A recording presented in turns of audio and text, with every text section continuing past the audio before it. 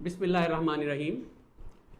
आज मुझे एक बहुत तवज्जो तलब मौजू पर बात करना है। वो ये है कि बच्चों में बढ़ता हुआ खून की कमी का मसला।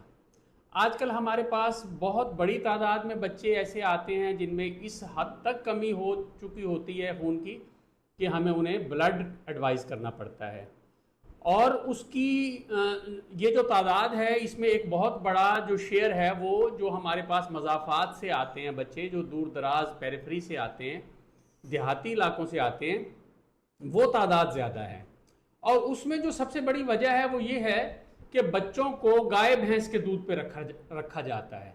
दूध की अवेलेबिलिटी उनके लिए इशू नहीं है, उनके अपने चूँकि जानवर होते हैं, गाय भैंसे लोग ज़्यादातर रखते हैं देहातों में, तो बच्चों को बॉटल फीड पर रखा जाता है। और चूँकि दूध कोई अच्छी सोर्स नहीं है आयरन की, तो बच्चे जो माँ के पेट से जो आयरन स्टोर्स लेकर आते हैं, जो पैदा होते हैं बच्चे, वो स्टोर सिर्फ 4-6 माह तक ही चलते हैं।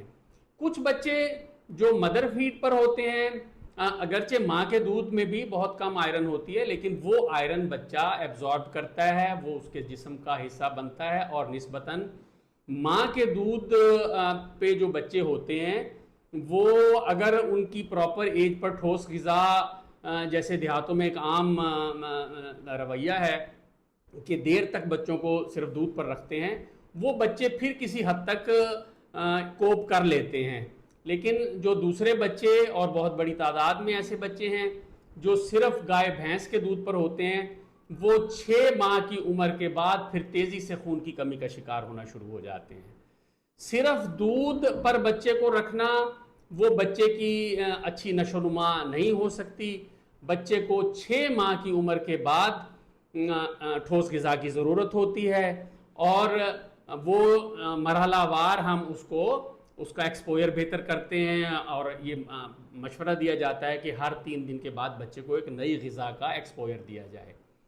और आयरन जो है वो ठोस ग़िज़ा से बच्चे को मिलता है। आयरन होता है गोश्त में, आयरन मटन में, बीफ में, कलेजी में आयरन है। इस तरह दालों, लोबिया, चना, इससे कुछ हद तक आयरन मिलता है। आयरन सब्ज़ पत्तों वाली सब्ज़ियाँ जैसे पालक है, मेथी है, इससे बच्चे को मिल सकता है। खुश्क मेवाजात से आयरन मिल सकता है। तो ग़िज़ाओं को इस तरह से उनकी तरतीब दी जाए कि बच्चों को आयरन की एक मतलूबा मिकदार उन्हें मिल सके, और फिर इस तरह से ये जो इस हद तक बढ़ता हुआ खून की कमी का मसला हम देख रहे हैं वो नहीं होगा, और बच्चों की नशोनुमा अच्छी होगी।